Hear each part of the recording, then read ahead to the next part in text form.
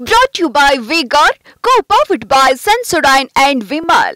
ಬಾಯಲ್ಲಿ ಹೇಳಿ ಕೇಸರಿ.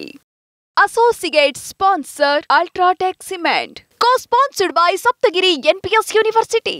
ಲೋಕಸಭೆ ಸ್ಪೀಕರ್ ಚುನಾವಣೆಗೆ ಕೌಂಟ್ಡೌನ್ ಶುರುವಾಗಿದೆ. ಇನ್ನೇನು ಕೆಲವೇ ಕ್ಷಣಗಳಲ್ಲಿ ಸ್ಪೀಕರ್ ಚುನಾವಣೆ ನಡೆಯುತ್ತೆ. ಸ್ಪೀಕರ್ ಆಯ್ಕೆ ಆಗುತ್ತೆ. ಇನ್ನೇನು ಕೆಲವೇ ಹೊತ್ತಿನಲ್ಲಿ ಎನ್ಡಿಎ ಅಭ್ಯರ್ಥಿಯಾಗಿ ಈಗ ಓಂ ಬಿರ್ಲಾ ಕಣದಲ್ಲಿದ್ದಾರೆ. ಜೊತೆಗೆ ಇಂಡಿಯಾ ಮೈತ್ರಿಕೂಟದ ಅಭ್ಯರ್ಥಿಯಾಗಿ ಕೆ ಸುರೇಶ್ ಫೈಟ್ನಲ್ಲಿದ್ದಾರೆ. ದಶಕಗಳ ಬಳಿಕ ಮೊದಲ ಬಾರಿಗೆ ಮತದಾನ ಆಗ್ತಾ ಇರುವಂಥದ್ದು. ಈ ಕಳೆದ 10 ವರ್ಷಗಳಲ್ಲಿ ಎಲ್ಲವೂ ಕೂಡ ಆಯ್ಕೆ ಆಗ್ತಾ ಇತ್ತು, ನೇರ ಆಯ್ಕೆ ಆಗ್ತಾ ಇತ್ತು, ಯಾವುದೇ ರೀತಿಯಾದ ವಿರೋಧ ಇರಲಿಲ್ಲ. ಬಟ್ ಈಗ 10 ವರ್ಷದ ಬಳಿಕ ಸಿಚುವೇಶನ್ ಬದಲಾಗಿದೆ. ಯಾಕಂದ್ರೆ ಯಾವುದೇ ಒಂದು ಪಕ್ಷಕ್ಕೆ ಬಹುಮತ ಇಲ್ಲ. ಸೊ ಹಾಗಾಗಿ ಸಮ್ಮಿಶ್ರ ಸರ್ಕಾರ ಇದು. ಸೊ ಹಾಗಾಗಿ ಈ ಬಾರಿ ಮತ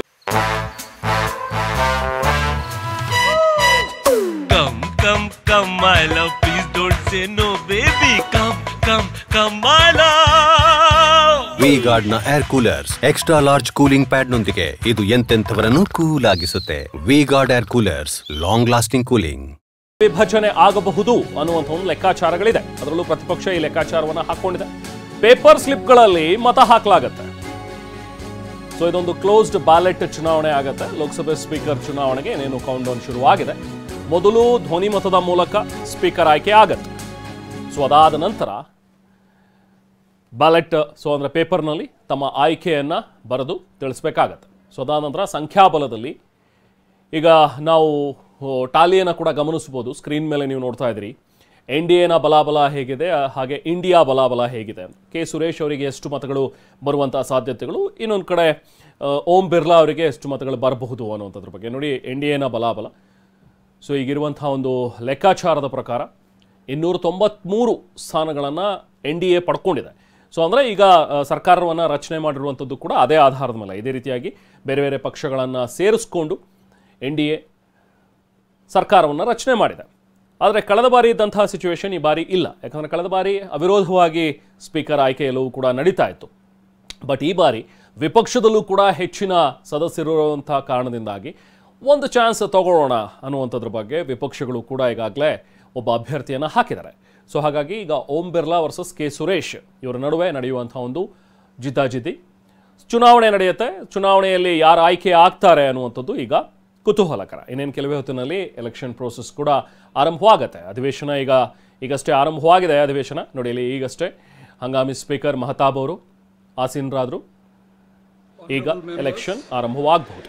The Secretary General will now call the names of the members who have not taken oath or affirmation.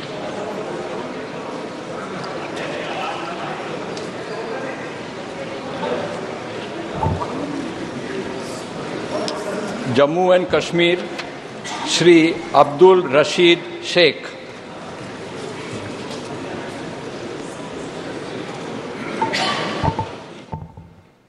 So ಇನ್ನು ಕೆಲವೊಂದಷ್ಟು ಜನ ಸಂಸದರಾಗಿ ಪ್ರಮಾಣ ವಚನವನ್ನು ಏನು ಸ್ವೀಕರಿಸಬೇಕು, ಆ ಪ್ರೋಸೆಸ್ ಈಗ ಆರಂಭವಾಗಿದೆ. ಇನ್ನೂ ಕೆಲವು ಸಂಸದರ ಪ್ರಮಾಣ ಬಾಕಿ ಇದೆ. ಸೊ ಹಾಗಾಗಿ ಈಗ ಮೊದಲಿಗೆ ಹಂಗಾಮಿ ಸ್ಪೀಕರ್ ಆಗಿರುವಂತಹ ಭರ್ತೃಹರಿ ಮಹತಾಬ್ ಅವರು ಪ್ರಮಾಣ ವಚನವನ್ನು ಬೋಧಿಸ್ತಾರೆ. ಪ್ರಮಾಣ ವಚನ ತಗೊಂಡ ನಂತರ ಎಲೆಕ್ಷನ್ ಪ್ರೋಸೆಸ್ ನಡೆಯುವಂಥದ್ದು ಇನ್ನೂ ಒಂದು ಸ್ವಲ್ಪ ಹೊತ್ತು ಆಗತ್ತೆ. ಯಾಕಂದರೆ ಇನ್ನೂ ಕೆಲವರು ಸಂಸದರಾಗಿ ಪ್ರಮಾಣ ವಚನವನ್ನು ಸ್ವೀಕರಿಸಬೇಕು.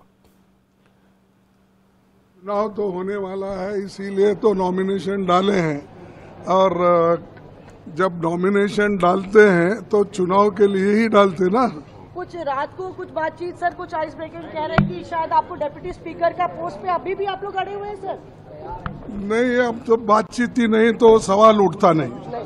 तो यहाँ पे मल्लिकार्जुन खड़गे साहब दो टोक कहते हैं कि कोई भी बातचीत का मतलब ಮಲ್ಲಿಕಾರ್ಜುನ್ ಖರ್ಗೆ ಅವರ ಮಾತುಗಳು. ಅಂದರೆ ನಾವು ಅಭ್ಯರ್ಥಿಯನ್ನು ಹಾಕಿ ಆಗಿದೆ, ನಮ್ಮ ಅಭ್ಯರ್ಥಿ ಕೂಡ ಕಣದಲ್ಲಿ ಇದ್ದೇ ಇರ್ತಾರೆ. ಸೊ ಹಿಂದೆ ಸರಿಯುವಂಥ ಪ್ರಶ್ನೆನೇ ಇಲ್ಲ. ಈಗ ಯಾವುದೇ ರೀತಿ ಅದ್ರ ಬಗ್ಗೆ ಚರ್ಚೆನೂ ಇಲ್ಲ ಅನ್ನುವಂಥದ್ದನ್ನು ಹೇಳಿದರು. ಡೆಪ್ಯೂಟಿ ಸ್ಪೀಕರಿಗೆ ಕೂಡ ಬೇಡಿಕೆ ಇತ್ತು. ಮಲ್ಲಿಕಾರ್ಜುನ್ ಖರ್ಗೆ ಅವರು ರಾಜನಾಥ್ ಸಿಂಗ್ ಅವ್ರ ಜೊತೆಗೆ ಮಾತನಾಡಿ ಒಂದು ಬೇಡಿಕೆಯನ್ನು ಕೂಡ ನೆನ್ನೆ ಇಟ್ಟಿದ್ರು. ಸೊ ಅಂದರೆ ನೀವು ಸ್ಪೀಕರ್ ಆಗಿ ಈಗ ಓಂ ಬಿರ್ಲಾ ಅವರನ್ನ ಆಯ್ಕೆ ಮಾಡೋದಾದ್ರೆ ನಮ್ಮ ಅಭ್ಯಂತರ ಏನಿರೋದಿಲ್ಲ, ಬಟ್ ಡೆಪ್ಯೂಟಿ ಸ್ಪೀಕರ್ ವಿಪಕ್ಷಗಳಿಗೆ ಕೊಡಬೇಕು ಅನ್ನುವಂಥದ್ದು. ಆದರೆ ಸರ್ಕಾರದಿಂದ ಅದಕ್ಕೆ ಒಪ್ಪಿಗೆ ಸಿಕ್ಕಿಲ್ಲ. ಸೊ ಹಾಗಾಗಿ ನಾವು ಅಭ್ಯರ್ಥಿಯನ್ನು ಹಾಕಿದ್ವಿ. ಈಗ ಮಾತುಕತೆನೇ ಇಲ್ಲ, ಅದ್ರ ಬಗ್ಗೆ ಯಾವುದೇ ರೀತಿಯಾದಂತಹ ವಿಚಾರ ಪ್ರಸ್ತಾಪ ಇಲ್ಲ ಅಂತ ಹೇಳಿದ್ರೆ ಅದಕ್ಕೆ ಚರ್ಚೆಯ ಅವಶ್ಯಕತೆ ಇಲ್ಲ ಅನ್ನುವಂಥ ಒಂದು ಮಾತುಗಳನ್ನು ಕೂಡ ಈಗ ಮಲ್ಲಿಕಾರ್ಜುನ್ ಖರ್ಗೆ ಅವರು ವ್ಯಕ್ತಪಡಿಸಿದ್ರು. ಇನ್ನು ಈಗ ಸ್ಪೀಕರ್ ಆಗಿ ಯಾರು ಆಯ್ಕೆ ಆಗ್ತಾರೆ ಅನ್ನುವಂಥದ್ದು ಕುತೂಹಲಕರ. ಆಲ್ಮೋಸ್ಟ್ ಓಂ ಬಿರ್ಲಾ ಅವರು ಆಯ್ಕೆ ಆಗುವಂಥ ಸಾಧ್ಯತೆಗಳು ಹೆಚ್ಚು ಕಂಡು ಬರ್ತಾ ಇದೆ. ಯಾಕಂದರೆ 293 ಸದಸ್ಯರ ಬಲ ಓಂ ಬಿರ್ಲಾ ಅವ್ರ ಕಡೆಗೆ ಇದೆ. 21 ಎಕ್ಸ್ಟ್ರಾನೇ ಇದೆ, ಯಾಕಂದರೆ 272 ಬೇಕು. ಸೊ ಅದರಲ್ಲಿ ಇನ್ನೂ 21 ಎಕ್ಸ್ಟ್ರಾ ಇರುವಂಥದ್ದನ್ನು ನಾವು ಇಲ್ಲಿ ಬಲಾಬಲದಲ್ಲಿ ನೋಡ್ಬೋದು. ಬಟ್ ವಿಪಕ್ಷಗಳು ನೋಡ್ತಾ ಇರುವಂಥದ್ದು ಏನಂತ ಹೇಳಿದ್ರೆ, ಅಕಸ್ಮಾತ್ ಈಗ NDAದಲ್ಲಿ ಇರುವಂಥವರು ಕೂಡ ಬೇರೆ ಯಾರಾದರೂ ಕ್ರಾಸ್ ವೋಟಿಂಗ್ ಆಗಬಹುದಾ, ಆ ಥರದ ಸಾಧ್ಯತೆಗಳೇನಾದರೂ ಇರಬಹುದಾ ಅನ್ನುವಂಥದ್ರ ಬಗ್ಗೆ ಲೆಕ್ಕಾಚಾರ ಹಾಕ್ಕೊಂಡೇ ಈಗ ಕೆ ಸುರೇಶ್ ಅವರನ್ನ ಕಣಕ್ಕಿಳಿಸಿದ್ದಾರೆ. ನೋಡಬೇಕು, ಇನ್ನೇನು ಕೆಲವೇ ಹೊತ್ತಿನಲ್ಲಿ ಅಧಿವೇಶನದಲ್ಲಿ ಆರಂಭವಾಗತ್ತೆ ಎಲೆಕ್ಷನ್ ಪ್ರೋಸೆಸ್. ಸೊ ಅದರಲ್ಲಿ ಯಾರು ಗೆಲ್ತಾರೆ, ಯಾರು ಸ್ಪೀಕರ್ ಆಗಿ ಆಯ್ಕೆ ಆಗ್ತಾರೆ ಅನ್ನುವಂಥದ್ದು ಗೊತ್ತಾಗುತ್ತೆ. ಇನ್ನು ಒಂದು ಕಡೆ ಲೋಕಸಭೆ ಸ್ಪೀಕರ್ ಆಯ್ಕೆ ಕಸರತ್ತು ನಡೀತಾ ಇದ್ರೆ, ಮತ್ತೊಂದು ಕಡೆ ಲೋಕಸಭೆ ವಿಪಕ್ಷ ನಾಯಕನ ಸ್ಥಾನಕ್ಕೆ ರಾಹುಲ್ ಗಾಂಧಿ ಹೆಸರನ್ನ ಬಹುತೇಕ AICC ಫೈನಲ್ ಮಾಡಿದೆ. AICC ಈಗ ಘೋಷಿಸಿದೆ. ಲೋಕಸಭೆಯಲ್ಲಿ ವಿಪಕ್ಷಗಳನ್ನ ರಾಹುಲ್ ಗಾಂಧಿ ಮುನ್ನಡೆಸ್ತಾರೆ. ಅವರೇ LOP ಆಗಿರ್ತಾರೆ, ವಿಪಕ್ಷಗಳ ನಾಯಕರಾಗಿರ್ತಾರೆ. AICC ಅಧ್ಯಕ್ಷ ಮಲ್ಲಿಕಾರ್ಜುನ್ ಖರ್ಗೆ ನಿವಾಸದಲ್ಲಿ ಇಂಡಿಯಾ ಬ್ಲಾಕ್ ನಾಯಕರ ಸಭೆ ಕೂಡ ನಡೀತು. ಸಭೆಯಲ್ಲಿ ವಿಪಕ್ಷ ನಾಯಕರನ್ನಾಗಿ ರಾಹುಲ್ ಗಾಂಧಿ ಅವರನ್ನ ಆಯ್ಕೆ ಮಾಡಲಾಗಿದೆ. ಇತ್ತೀಚೆಗಷ್ಟೇ ಕಾಂಗ್ರೆಸ್ ಕಾರ್ಯಕಾರಿ ಸಮಿತಿ ಸಭೆಯಲ್ಲಿ ಕೂಡ ರಾಹುಲ್ ಗಾಂಧಿ ಅವರನ್ನ ಲೋಕಸಭೆಯಲ್ಲಿ ವಿರೋಧ ಪಕ್ಷದ ನಾಯಕರನ್ನಾಗಿ ಮಾಡಬೇಕು ಅನ್ನುವಂಥದ್ರ ಬಗ್ಗೆ ಒಮ್ಮತದ ಆಗ್ರಹ ಕೂಡ ಕೇಳಿ ಬಂದಿತ್ತು.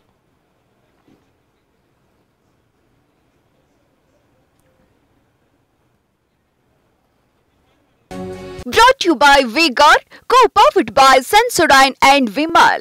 ಬಾಯಲ್ಲಿ ಹೇಳಿ ಕೇಸರಿ.